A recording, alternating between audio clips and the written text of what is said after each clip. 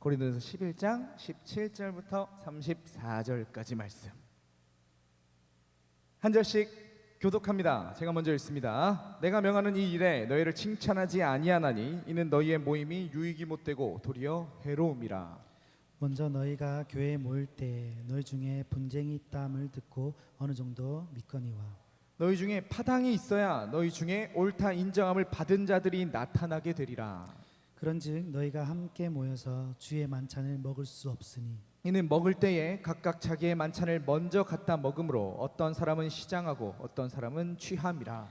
너희가 먹고 마실 집이 없느냐 너희가 하나님의 교회를 업신여기고 빈궁한 자들을 부끄럽게 하느냐 내가 너희에게 무슨 말을 하랴 너희를 칭찬하랴 이것으로 칭찬하지 않노라.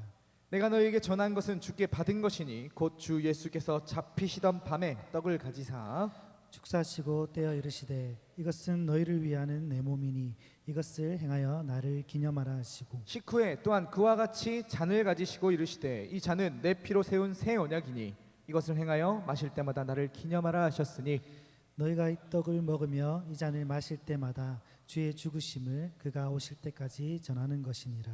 그러므로 누구든지 주의 떡이나 잔을 합당하지 않게 먹고 마시는 자는 주의 몸과 피에 대하여 죄를 짓는 것이니라. 사람이 자기를 살피고 그 후에야 이 떡을 먹고 이 잔을 마실지니 주의 몸을 분별하지 못하고 먹고 마시는 자는 자기의 죄를 먹고 마시는 것이라. 그러므로 너희 중에 약한 자와 병든 자가 많고 잠자는 자도 적지 아니하니 우리가 우리를 살폈으면 판단을 받지 아니하려니와 우리가 판단을 받는 것은 주께 징계를 받는 것이니 이는 우리로 세상을 함께 정죄함을 받지 않게 하려 하심이라. 그런즉 내 형제들아 먹으러 모일 때에 서로 기다리라. 만일 누구든지 시장하거든 집에서 먹을지니 이는 너희의 모임이 판단받는 모임이 되지 않게 하려 함이라. 그 밖의 일들은 내가 언제든지 갈 때에 바로 잡으리라. 아멘. 네.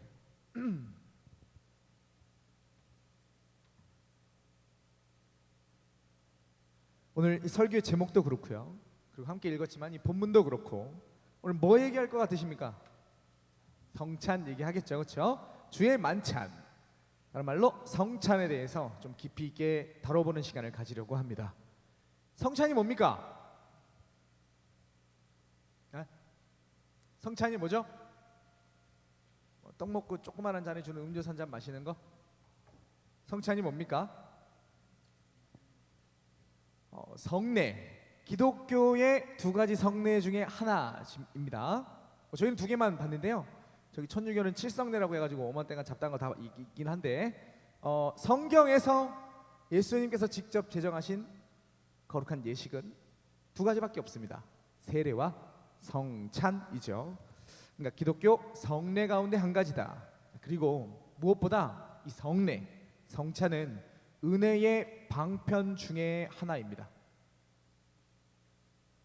또 안 넘어가시는데? 네, 안 넘어가져요. 감사합니다.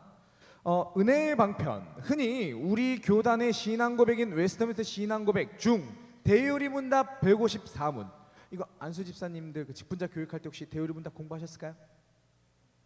그런 것 같으시다. 네, 요 내용 154문 여기서 이렇게 얘기합니다. 그리스도께서 중보 사역의 유익을 우리에게 주시려고 쓰시는 외적인 방도들은 무엇인가? 말이 좀 어렵나요? 답이 이렇습니다. 그리스도께서 중보 사역의 유익을 자기 교회에게 주려고 쓰시는 외적이고 통상적인 방도들은 그분이 정하신 모든 규례인데 말씀과 성례와 기도입니다. 말이 좀 어렵습니다만 간단하게 그리스도께서 행하신 중보 사역의 유익, 이걸 일반적으로 교회에서는 은혜라고 부르죠. 이 은혜를 주시려고 교회에게, 자신의 교회에게 주시려고 쓰시는 외적인 방도들, 그리고 통상적인 방도들, 막 특수한 그런 은혜가 뭐 주어지지 않는다라는 말을 하는 게 아닙니다. 특수한 건 있겠죠. 근데 통상적으로, 일반적으로 하나님께서 이 방편들을 통해서, 이 방법들을 통해서 우리에게 은혜를 주신다라는데 그게 뭐냐? 정하신 모든 규례들, 특별히 말씀과 성례와 기도다. 이 세 가지가 일반적으로 은혜의 방편 세 가지라고 불리는 겁니다. 말씀과 성례와 기도. 여러분이 너무나 잘 아시는 그 말씀이고요. 성경 말씀이고 특별히 그 말씀을 강설하는 것이 여기에 해당되는 은혜의 방편 중의 말씀입니다. 이건 바로 다음 문인 대요리문답 155문에 이어져서 이 말씀을 설교하는 것에서 다뤄지고 있는데요. 어찌됐든 그 말씀을 설교하는 것을 통해서 지금 이 시간 제가 여러분들에게 말씀을 전하는 것을 통해서 은혜가 주어지는 거다라고 대요리문답이 밝히고 있는 거고요. 이 설교, 말씀을 연구하고 선포하는 설교를 통해 은혜가 주어진다. 자, 그리고 이어지는 성례. 이건 그리스도께서 친히 제정하신 두 가지 거룩한 예식, 세례와 성찬이고 마지막 기도. 이 세 가지가 은혜의 방편들이다. 기억하시면 좋겠고요. 우리 기독교인들에게 있어서 필수라고 할 수 있는 은혜. 그것이 없이는 단 하루도 살 수 없다 고백하는 그 은혜. 그 은혜를 공급하는 것들 중에 오늘 우리가 공부할 주의 만찬, 성찬이 있다라는 거죠. 자, 그러면 우리가 이 성찬을 자주 합니까? 자주 합니까? 언제 하죠? 3개월마다 한 번씩 합니까? 그렇게 자주 합니까? 아닌 것 같은데. 올해 성찬 했습니까? 올해 지금 한 번 했거든요. 그리고 9월달에 또 한 번 있어요.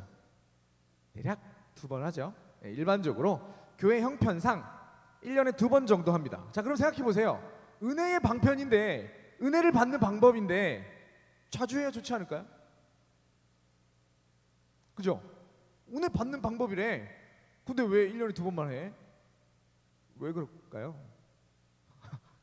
자주 해야 좋은데 실제로 종교개혁자 칼빈은 한 달에 한 번 성찬을 못해도 한 달에 한 번은 하자라고 추천을 했습니다. 당시에 이 칼빈이 사역하고 있던 도시 제네바에는 교회가 총 4개가 있었는데요. 그 매주 교회에서 돌아가면서 한 주씩 성찬을 하게 해서 실제로 시 안에서 매주 성찬이 행해지도록 만들었다고 합니다. 왜 그랬을까요?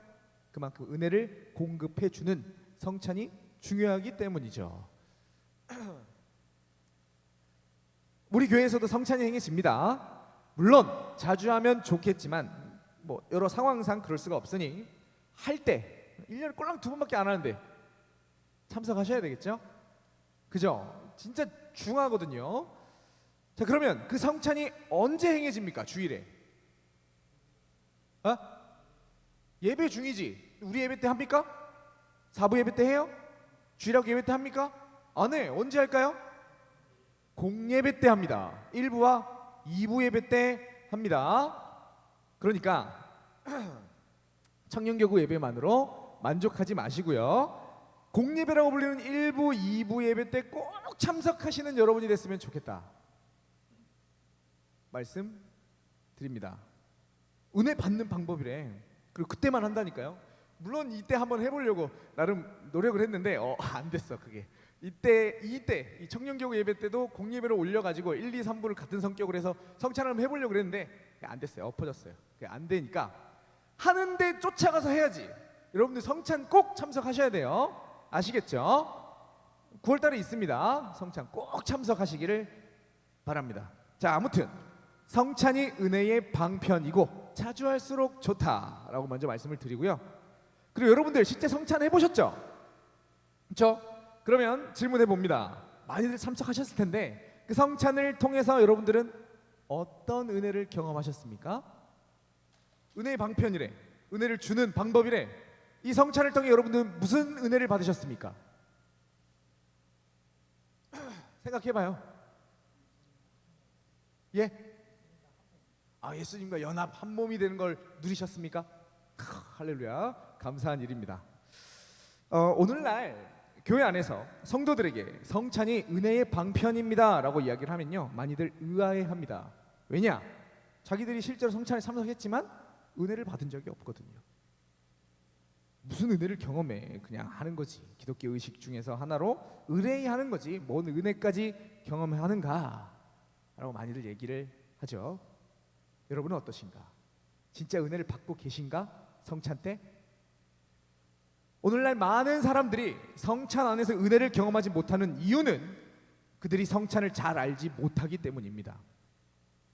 성찬이 분명히 은혜의 방편이긴 하지만 독자적인 은혜의 방편은 아니에요. 뭐라고요? 은혜의 방편이긴 하지만 독자적인 은혜의 방편은 아닙니다. 말이 좀 어렵죠? 성찬의 의미, 성찬 속에 담겨 있는 말씀에 대한 지식 없이, 말씀 없이 그저 이 의식에 대낮게나 참석한다고 해서 자동적으로 은혜가 주어지는 게 아니라는 말입니다. 세 가지 은혜의 방편들이 있다고 말씀드렸습니다. 말씀과 성례와 기도. 이 세 가지 가운데 독보적인 위치를 차지하는 것, 스스로 그것 하나만으로 은혜를 누릴 수 있는 것, 말씀이 유일합니다. 그리고 그 말씀의 배경 속에서 성찬과 기도가 이루어질 때 비로소 성찬과 기도가 은혜의 방편으로 기능합니다. 그래서 은혜의 방편이 세 가지이긴 하지만 엄밀히 따지면 차원이 좀 달라요. 말씀이 더 본질적인 것이고, 그 말씀을 드러내는 것, 그리고 말씀 앞에 순종하는 것을 통해 성찬과 기도, 성례와 기도가 이루어지고, 그것을 통해 우리가 은혜가 주어지는 겁니다. 그래서 조직신학자 루이스 벌코프가 자신의 책 조직신학, 말 같지도 않은 책이거든요. 이만한 거 막 몇 권씩 있는 책인데, 거기서 이렇게 이야기를 합니다. 하나님의 말씀은 결코 성례로부터 분리되어서는 안 되며 항상 성례에 동반되어야 한다. 왜냐하면 성례는 사실상 말씀에 의하여 우리에게 전달된 진리의 유일한 가시적인 표현이기 때문이다. 바른 말씀의 규정 없이 제멋대로 행하는 성찬, 개뿔 몰라. 성찬이 뭔지도 모르고 여기 어떤 의미가 담겨 있는지도 모르고 왜 장로님들이 돌아가면서 떡을 나누고 잔을 나누고 목사님께서 왜 저런 말을 하는지 전혀 몰라. 그렇다면 은혜 없어요. 받을 수가 없어요. 그냥 참석했다고 해서 자동으로 주어지는 게 아니라는 말입니다. 말씀이 알려주는 대로 바르게 성찬을 행하고 바른 지식을 가지고 그 성찬에 임해야 우리가 은혜를 누릴 수 있다라는 말이죠. 보다 여러분들이 익숙한 기도로 한번 치환해서 얘기를 해보면, 기도도 역시 그렇습니다. 대낮게나 기도한다고 그 기도가 다 응답받고 은혜를 주는 건 아닙니다. 당장 주기도문을 설명하시는 마태복음 그 6장의 본문 앞에 예수님께서 잘못된 기도들에 대해서 두 가지 설명을 하세요. 이방인의 중언부언하는 기도와 외식하는 자들의, 서기관들의 외식하는 기도, 이 두 가지 기도는 예수님의 질책을 받습니다. 은혜가 주어질 수 없는 잘못된 기도의 예들이 실제한다라는 말이죠. 성찬도 동일합니다. 무조건 참석한다고 해서 은혜가 되는 게 아니에요. 오히려 이 성찬이 해로운 것이 되기도 합니다. 오늘 본문 27절 말씀입니다. 같이 한번 읽어볼까요? 시작. 그러므로 누구든지 주의 떡이나 잔을 합당하지 않게 먹고 마시는 자는 주의 몸과 피에 대하여 죄를 짓는 것이니라. 자, 이것처럼 성찬 제대로 안 하면, 합당하게 성찬을 행하지 않으면 주의 몸과 피, 오히려 이게 죄를 짓는 게 된다고요. 은혜의 방편은 고사하고 안 하는 이만 못한 그 무엇이 된다라고 말씀하고 있습니다. 이처럼 성찬도 그 의식 자체로 은혜를 주는 것이 아니다. 말씀을 따라 바르게 행해져야 된다. 그래야 성찬이 은혜를 공급하는 은혜의 방편이 된다 말씀드립니다. 오늘 이 본문, 성찬에 대해서 다루고 있는 이 본문을 깊이 있게 살펴서 우리 모두가 성찬을 통해 은혜를 누리는 사람들이 되기를 주님의 이름으로 축복합니다. 자, 먼저 오늘 본문 역시 지난 본문과 마찬가지로 공예배에 대한 주제 가운데 하나입니다. 지난번 설교할 때, 고린도전 설교할 때 공예배 가운데서 복장, 그 태도에 대해서 지적을 했다면, 오늘 본문 속 사도 바울은 공예배 속 중요한 요소인 성찬에 대해서 다루고 있어요. 오늘 본문 17절 말씀입니다. 내가 명하는 이 일에 너희를 칭찬하지 아니하나니 너희는 너희의 모임이 유익이 못되고 도리어 해로움이라. 먼저 바울은 칭찬할 수 없는 일, 그들의 모임, 제가 공예배 상황이라고 말씀드렸죠. 예배가 유익이 아니라 해로움이 되고 있다고 지적하고 있어요. 고린도 교회 성도들이 함께 모여 예배할 때 그들의 예배가 그들에게 유익이 되어야 마땅한데 오히려 그들을 해치는 해로움이 되었다. 왜 그랬을까? 이어지는 본문 18절과 19절 말씀. 먼저 너희가 교회에 모일 때에 너희 중에 분쟁이 있다 함을 듣고 어느 정도 믿거니와. 19절 같이 한번 읽어볼까요? 시작. 너희 중에 파당이 있어야 너희 중에 옳다 인정함을 받은 자들이 나타나게 되리라. 이 19절 어려운 본문인데, 고린도 교회는요 파당으로 나누어져서 분쟁하고 있었습니다.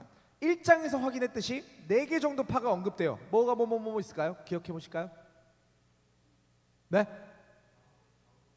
바울파 있고요, 그리스도파도 있어요, 게바파도 있었고 아볼로파도 있었습니다. 지네끼리 4개로 파당을 나눠서 서로 분쟁하고 있었습니다. 이 사실을 사도 바울은 다른 성도들을 통해서 전해 들었고, 그 말이 전부는 아니더라도 사실을 담고 있다라는 걸 믿었어요, 부분적으로. 그런데 여기 19절, 바울은 그러한 파당이 있어야 비로소 고린도 교회 내에 옳다 인정함을 받은 자들이 나타나게 될 것이라고 말합니다. 이게 무슨 말이죠? 어떻게 이해해야 될까요? 아, 그래. 교회는 장로파, 목사파, 땡땡 장로파, 땡땡 집사파, 그래서 파당이 쫙 나눠져 있어야 제대로 굴러가는구나. 뭐 이런 말일까요? 이게 무슨 말입니까? 파당이 필요하다. 교회 안에는 서로를 견제할 세력이 있어야 된다. 몇몇 장로교 성도들이 이렇게 말하는 사람들이 있어요. 우리 장로교의 제도를 보시면요, 사람에 대한 불신, 아니 사람의 실수 혹은 잘못을 범할 가능성을 인정하고 있습니다. 인간은 전적으로 타락했습니다. 선한 게 하나도 없어요. 그걸 이 전적 타락 교리가 저희 이제 개혁신학 가운데서 굉장히 중요한 교리인데, 이 교리가 이 장로교 제도 안에 잘 배어져 있어요. 그래서 교회가 파송한 목사가 있고요, 교인들이 선출한 장로가 있습니다. 이걸 저희 교회법 안에서는 교회의 대표인 목사와 교인의 대표인 장로가 있다고 얘기를 해요. 좀 다릅니다. 교회의 대표, 교회가 파송한 상회, 범교회, 보편적인 그 교회로부터 제대로 된 교육을 받고 신학적으로 인정을 받은 목사가 파송이 되고요, 이제 가르치는 장로죠. 그리고 교인들 중에서 선출된 교인의 대표인 장로들이 있습니다. 그리고 이 목사와 장로들이 당회를 구성합니다. 그리고 이 당회가 교회를 다스립니다. 교인들에 의해서 선출된 장로만으로 당회가 구성된다면, 일반적으로 회중교회들이 그런 식으로 진행이 되는데요, 말씀에서 벗어날 수 있어요. 그 교회 안에서 뽑혀진 사람들이 다 대동소이하겠죠. 고만고만하겠죠. 얼마나 차이가 있긴 하겠지만, 그러니까 자기들끼리 꿍꾹짝 해가지고 말씀에서 벗어나서 이상한 소리하고 교회를 산으로 끌고 갈 수 있다라는 말입니다. 그래서 교회에서 선출되지 않고 상회의 인증을 받은, 즉 제대로 된 교육과 신학적 검증을 마친 목회자가 교회의 대표로서 개교회에 파송이 됩니다. 그리고 당회장을 역임하죠. 그리고 그 교회에서 뽑혀진 장로님들이 교인의 대표로서 당회의 구성원으로 이 당회가 함께 교회를 다스려 나간다. 서로가 서로의 타락의 가능성을 막아주는 역할을 합니다. 목사가 마탱에 갔으면 장로들이 저거 잘못됐습니다, 목사님이 틀렸어요, 상회에 제소할 수 있어요. 목사가 장로들이 이상하다, 말씀으로 잘 가르쳐야 되고, 교회 안에서 당회 안에 그런 권리가 있습니다. 치리권이라고 얘기를 하는데 저 장로 이상하다, 불러서 교육하고 권면하고 견책하고 출교까지 시킬 수 있습니다. 이런 것, 이게 당회 안에 기본적으로 깔려 있어요. 타락의 가능성, 잘못 딸 수 있다, 인간의 실수의 가능성이 제도 안에 담겨 있다는 거죠. 자, 근데 보세요. 장로님과 목사님들이 막 서로 막 너무 사이가 좋아. 자기들끼리 꿍꾹짝 해가지고 또 교회를 산으로 끌고 갈 수 있어요. 그래서 공동의회가 있는 겁니다. 당회 안에서 마음대로 막 좌지우지 못합니다. 공동의회의 전체 재가를 받아야 교회의 큰 일들을 이루어 나갈 수 있어요. 당회 안에서 뭐 예결산 심의 뭐 이런 것들이 있죠. 전체 교인들 가운데서 과반수 이상이 오케이 하지 않으면 교회 헌금은 내년에 10원도 허투루 당회 마음대로 쓸 수 없어요. 교인들이 다 오케이 했기 때문에 그 돈이 집행이 되는 겁니다. 뭐 돈만 그러하냐? 뭐 교회 재산과 관계된 것도 있고, 신학적으로 뭐 교단을 옮긴다거나 뭐 말씀이 어떻고 이런 부분들도 다 공동의회의 재가를 받아야만 이것들이 교회 안에서 실행될 수 있게끔 제도적으로 구성되어 있습니다. 당회의 타락을 성도들이 막을 수 있다라는 말입니다. 또 성도들이 마탱에 갔다 그러면 당회가 역시 치리하면서 이것을 다스릴 수 있게끔 되어 있어요. 이렇듯 장로교의 제도 자체가 인간의 타락 가능성을 인정하고 있습니다. 그래서 그럴까요? 장로님들은 목사를 견제해야 되고 성도들은 장로들을 견제해야 된다. 교회를 위해서 그런 역할을 하는 사람들이 있어야 된다. 희한하게 제가 어떤 교회를 가든지 이딴 소리를 하는 사람이 있어요. 이런 사람은 꼭 필요하지, 이 역할을 당신이 하는 거야. 맞는 말일까요? 교회에 파당이 있어야만 할까요? 파당이 있어야 교회가 옳게 될까요? 어떻게 생각하실까요? 결론부터 말씀드리면 아닙니다. 결코 그렇지 않습니다. 왜 그런지는 성찬에 대한 말씀들 속에서 확인할 수 있습니다. 계속 본문 보실까요? 20절부터 22절까지 말씀 같이 한번 읽어볼까요? 시작. 그런즉 너희가 함께 모여서 주의 만찬을 먹을 수 없으니 이는 먹을 때에 각각 자기의 만찬을 먼저 갖다 먹으므로 어떤 사람은 시장하고 어떤 사람은 취함이라. 너희가 먹고 마실 집이 없느냐? 너희가 하나님의 교회를 업신여기고 빈궁한 자들을 부끄럽게 하느냐? 내가 너희에게 무슨 말을 하랴? 너희를 칭찬하랴 이것으로 칭찬하지 않노라 이야기합니다. 자, 먼저 이렇듯 파당이 있는 고린도 교회는 만찬을 먹을 수 없어요. 성찬하지 마라. 먹어서는 안 된다. 사도 바울이 먼저 말하고요. 그러면서 보다 구체적인 상황들을 설명합니다. 왜 먹어서는 안 되는가? 니네 성찬을 왜 하면 안 되는가? 고린도 교회 성도들이 모일 때에 그 성찬을 포함한 예배를 드릴 때에 누군가는 먼저 먹어서 배가 부르고요. 누군가는 취하기까지 했습니다. 뒤에 오는 사람들은 먹을 게 없어서 배가 고픈 상황들이 있었다라는 말이에요. 오늘날에야 우리가 성찬을 할 때 주어지는 그 작은 빵 조각 하나 무슨 배부름이 되고 또 조그만 잔에 담긴 포도주에 어떻게 취할 수 있겠습니까?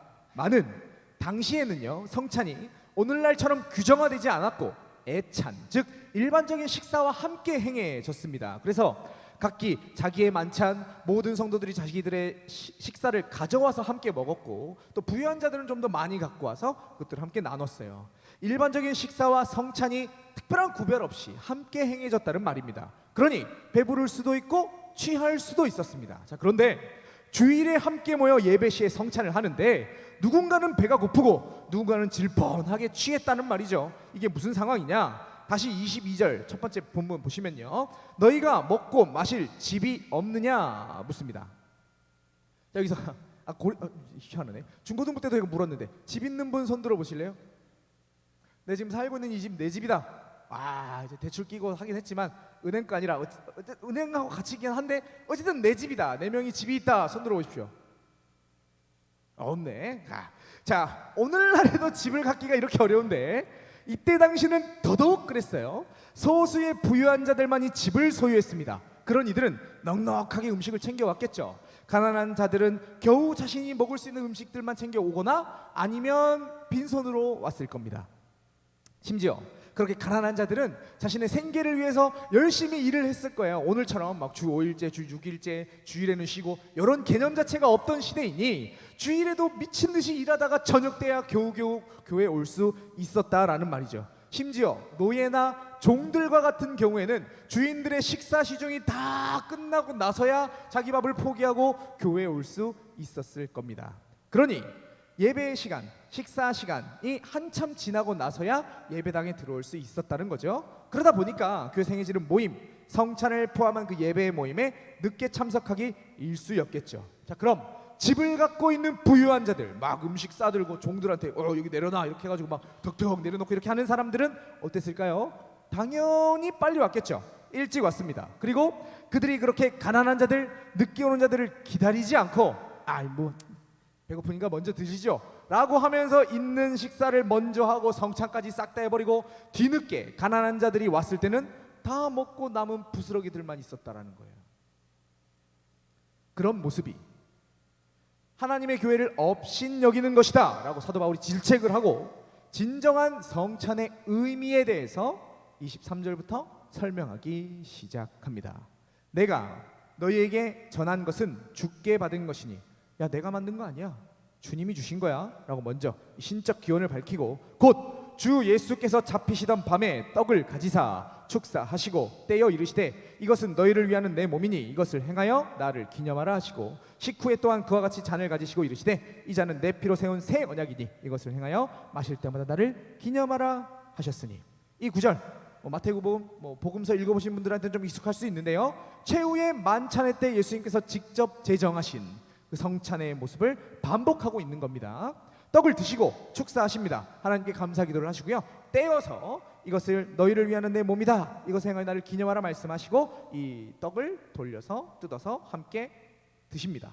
이것을 마치시고 떡 다 잡숫고 나서 뒤에 잔을 가지시고 또 이 잔은 내 피로 세운 새 언약이니 이것을 행하여 마실 때마다 나를 기념하라 말씀하시고 역시 잔도 돌려 마셨어요.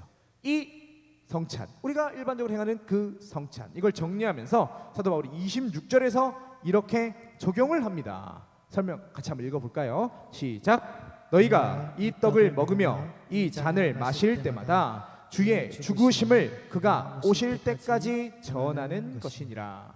성찬의 의미가 뭐죠? 이 본문을 통해서 보면 예수 곧 십자가에 달리신 그 예수의 죽으심을 드러내는 것입니다. 그걸 전하는 것입니다. 예수 그리스도의 죽으심을 드러내는 것이다. 전하는 것이다. 자, 여기까지가 우리가 일반적으로 생각하는 성찬의 의미입니다. 나를 위해 찢기신 그 몸과 나를 위해 흘리신 그 피를 기억하고 예수 그리스도의 죽으심을 되새기는 것, 그것을 드러내는 것, 이게 오늘날 성찬에 담기는 의미의 전부예요. 물론 옳은 말입니다. 사도 바울도 지금 그렇게 말하고 있잖아요, 그렇죠? 그러나 단순히 이 의미만으로 성찬이 끝나는 것이라면 오늘 본문 속 사도 바울이 성찬을 행하는 그 예배가, 고린도교에 행하고 있는 그 예배가 해로운 것이니까 하지 말라 말하고 도저히 칭찬할 수 없는 모습이다라고 질책하는 게 이해가 되지 않아요. 성찬의 의미가 그리스도의 죽으심, 그 대속의 죽음을 되새기는 것만이라면 누가 좀 먼저 되새기고 또 누가 좀 뒤에 되새기는 게 뭐가 문제가 되겠어요? 물론 인간적으로 뭐 자기들끼리 식사 다 하고 왔는데 먹을 게 별로 안 남아 있으면 그게 조금 너무하긴 하긴 합니다만, 그게 하나님의 교회를 업신여기는 일이 되고 해롭기까지 한 일이라고 과연 말할 수 있겠는가? 성찬의 의미가 그게 전부라면, 성찬이 그런 식으로 철저히 개인적으로 예수의 죽음을 되새기고 많은 것이 전부라면 그렇지 않다라는 말이에요. 그럴 수 없다라는 말입니다. 결론부터 말씀드립니다. 성찬은 결코 개인적인 것이 아닙니다. 아니, 그것으로 그칠 수가 없는 거예요. 언약 공동체를 확인하는 철저하게 공동체적인 의식이 바로 성찬입니다. 이 본문 공예배라는 주제를 지금 다루는 중에 성찬이라는 맥락이 나오고 있다고 말씀드린 바 있습니다. 거기에다가 오늘 본문 안에서도 모이다, 모임이라는 단어가 계속해서 반복해서 강조되고 있어요. 17절 말씀, 너희의 모임이 유익이 못되고 도리어 해로워진다. 18절, 너희가 교회에 모일 때에. 20절, 너희가 함께 모여서 주의 만찬을 먹을 수 없으니. 계속해서 모이는 너희, 곧 공동체가, 교회가 불려지고 모이는 행위 자체가 강조되고 있어요. 자, 질문합니다. 왜 성찬을 모여서 해야 될까요? 아실지 모르겠지만 코로나 기간에 성찬한 교회들이 있어요. 택배로 배송해 줬습니다. 만나면 안 되잖아. 성찬은 해야 되고. 그래가지고 떡하고 잔하고 요만한 키트 만들어가지고 이게 집 앞에 배송을 해준 교회들이 있었어요. 맞습니까? 난리 났었어요. 신학적으로 이게 옳니 틀니 이렇게 해도 되는 건지. 왜 성찬을 모여서 해야 합니까? 왜 공예배 시에 1부와 2부 예배 때에 성찬을 행해야 하나요? 성찬은 그 시작부터 공동체적이기 때문이죠. 굳이 이 시작, 성찬이 어쩌면 기원이라고 볼 수 있는 유월절 식사, 출애굽 때 그 유월절 식사는 둘째 치고요, 신약에 예수님의 성찬을 제정하시던 그 최후의 만찬만 기억해도 우리가 확인할 수 있습니다. 예수님 한 명과 제자 한 명이 둘이서 쏙딱하게 식사한 겁니까? 아니죠. 거기도 이미 공동체로 있었어요. 12 제자들이 함께 있었습니다. 그들에게 너희를 위해 찢기는 내 몸이다, 너희를 위해 흘리는 내 피다, 너 아니라 너희, 그 공동체, 제자 공동체를 위해서 내가 찢기고 내가 흘린 피라고 말씀하시면서 성찬이 제정되었습니다. 즉 예수를 통해, 예수님의 그 죽으심을 통해 이 땅에 생겨난 건 한 명의 신자가 아니라는 말이죠. 주님의 죽으심이 지나가고 난 자리에 남는 건 그 신자들의 공동체, 교회라는 말입니다. 성찬을 통해서 이 교회가, 이 하나된 공동체가 드러나게 된다라는 말이에요. 교회가 하나임을 확인하는 것, 이게 성찬의 그 죽으심을 넘어선 어쩌면 더 본질적인 의미입니다. 오늘날은 형편상 우리가 한 떡을 찢어 먹진 않습니다만 원래 한 떡을 찢었어요. 실제로 예수님이 한 떡을 찢으시면서 시작을 하셨죠. 야, 하나다, 한 떡이야. 야, 근데 우리가 다 나눠 먹지. 우리 하나야. 우리는 나를 통해 하나가 됐어 라는 게 이 성찬 안에 담겨있는 의미입니다. 잔도 동일합니다. 우리가 지금은 편의상 조그마한 잔에 다 나눠진 걸 각자 받아서 먹지만 이거 결국 한 잔에 담겨있던 걸 나눠 마셨어요. 우리가 하나라는 것, 우리가 한 공동체라는 것, 거기다가 식사를 하잖아요. 그렇죠? 식구, 가족이라는 뜻이죠. 주님 안에 우리가 한 가족이다. 예수 그리스도의 보혈이 흐르고 있는 혈연으로 맺어진 가족이다 라는 게 이 성찬 안에 담겨진 본질적인 의미라는 거예요.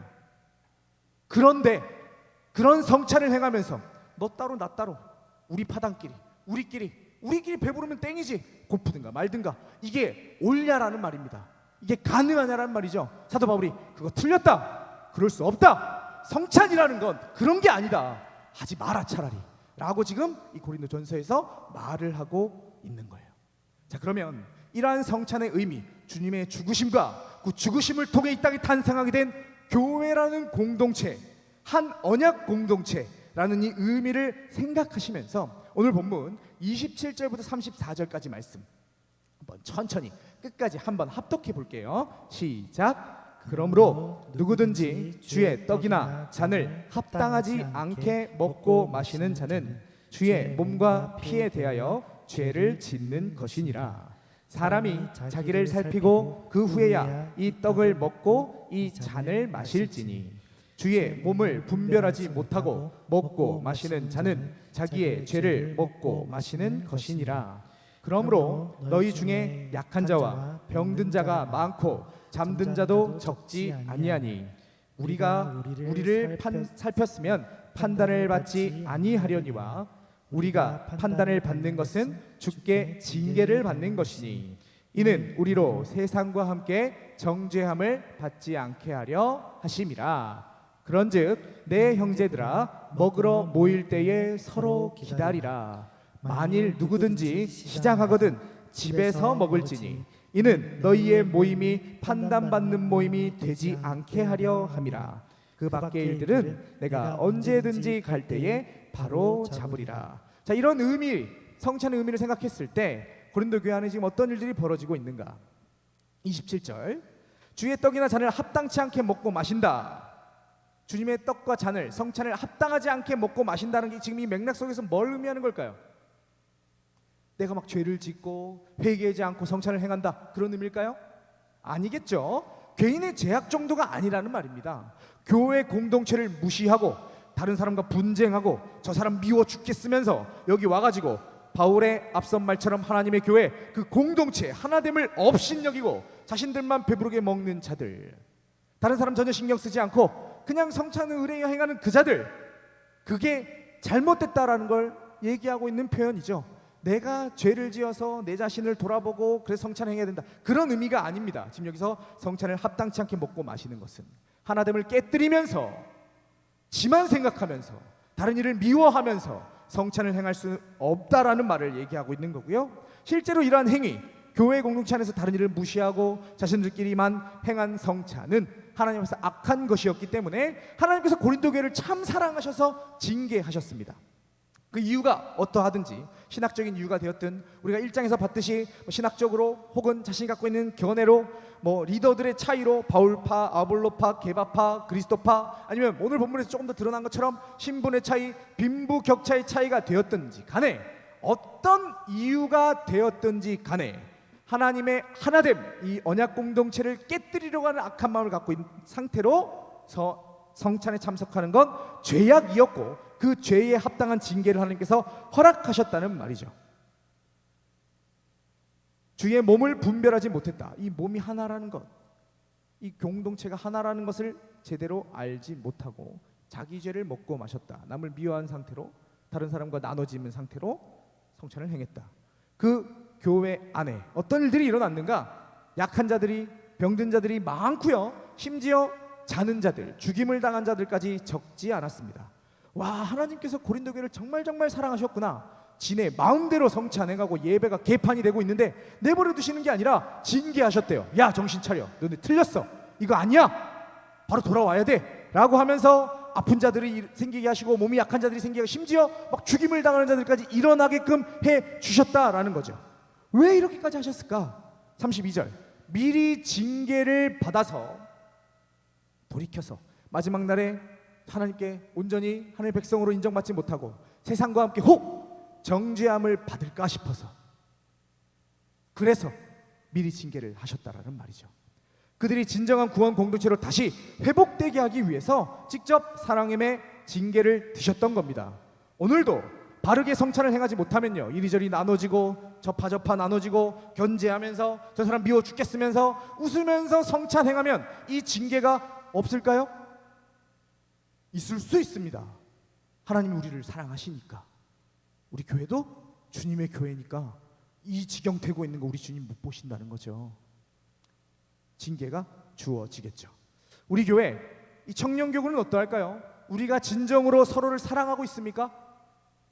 모든 이 교회 안에 있는 주님의 모든 백성들이 하나됨을 진정으로 인정하고 또 그것을 드러내고 있을까요? 아나 이 교회에 있는 사람들 덜 사랑할지언정 안 사랑하는 사람 없어. 얘기할 수 있는 사람 있습니까? 나 저 사람 안 미워해. 사랑해. 우리는 한 가족이고 하나니까. 저 사람이 어떤 짓을 해도 용서할 수 있어. 우리는 하나니까. 저 사람의 아픔, 저 사람의 눈물, 내 눈물로 알고 함께 울어주는 사람들 있습니까? 나만 배부르고 끝 아니라 저들의 배고픔을 보며 그들을 위해 기다리고 배려하고 진정 언약 공동체로서의 하나됨을 드러내고 있느냐? 그러지 못한다면, 주께서 우리를 사랑하신다면 반드시 징계가 주어질 겁니다. 자, 그리고 마지막으로 오늘 보면 19절, 제가 이상한 구절이다 말씀드렸죠? 이거 한 번 더 읽어볼까요? 이거에 대한 설명하고 오늘 설교를 마쳐볼까 싶습니다. 같이 한번 읽어볼게요. 시작. 너희 중에 파당이 있어야 너희 중에 옳다 인정함을 받은 자들이 나타나게 되리라. 자, 여태까지 쭉 설명드렸어요. 나눠짐, 파당, 분쟁 교회 안에 있어도 됩니까? 안 돼. 절대 있어서는 안 되는 거예요. 그게 바로 파당이고 분쟁입니다. 교회는 절대 나눠지면 안 돼요. 하나 됨의 이미 이거 예배서에 나오는데 이미 허락하셨고 하나 되게 하셨으니 그걸 힘써 지키는 것만이 우리에게 주어진 의무입니다. 자, 그런데 이게 무슨 말이냐고. 이게 파당이 있어야 옳다 인정을 받은 자들이 나타나게 된대요. 이게 대체 무슨 말인가? 여기에 옳다 인정함을 받는다라는 말은요, 지극히 종말론적인 표현입니다.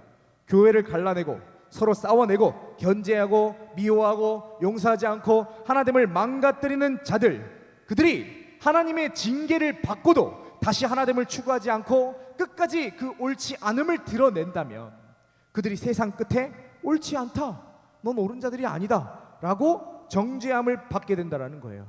세상과 똑같이 신자는, 그리스도의 죽으심을 통과한 자들은, 예수 믿는 자들은 그럴 수 없으니까, 그러면 안 되니까, 아니다, 너 구원 못 받았어, 지옥에 처박히게 될 거라는 무서운 말씀입니다.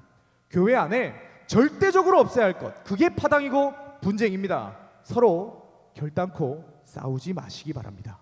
조금이라도 서로에게 거리낌이 있다면 조그마한 거리낌일 때 반드시 그것을 해결하시기 바랍니다.